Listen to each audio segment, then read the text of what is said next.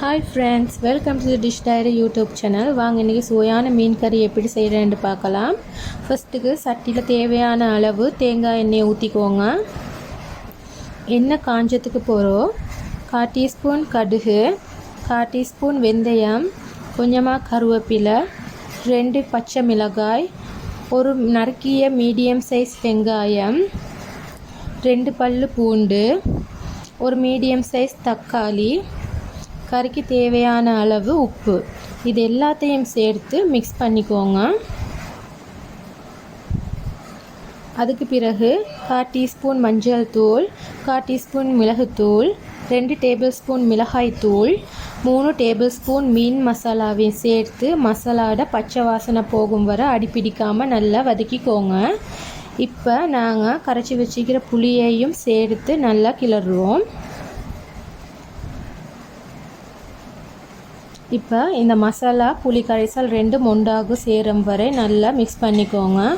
இந்த ஸ்டேஜில் நான் கொஞ்சமாக தண்ணி ஊற்றி கொள்கிறேன்.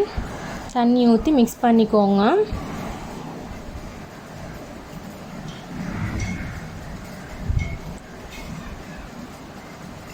இப்போ பாருங்கள், நாங்கள் ஊற்றின எண்ணெய் எல்லாம் தெளிஞ்சு வந்திக்குது.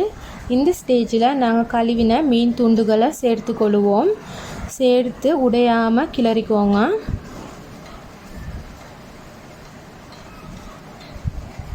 இப்போ குழம்புக்கு தேவையான அளவு தண்ணீரையும் சேர்த்து கொள்ளுவோம்.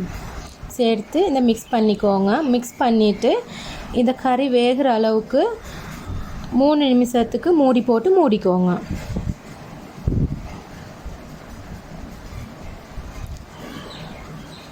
மூணு நிமிஷத்துக்கு பிறகு பாருங்கள், நல்லா கொதிச்சு வருது. இந்த ஸ்டேஜில் நாங்கள் கருவேப்பிலை, ரம்பை 2ஐயும் போட்டு மிக்ஸ் பண்ணுவோம்.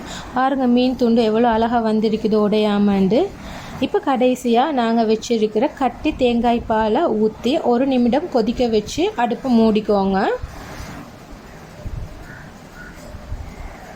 அவ்வளோதான், சுவையான மணமான மீன் குழம்பு தயார். இந்த ரெசிபி உங்களுக்கு பிடிச்சிருந்தா வீடியோவை லைக் செய்யுங்க, சப்ஸ்கிரைப் பண்ணுங்கள்.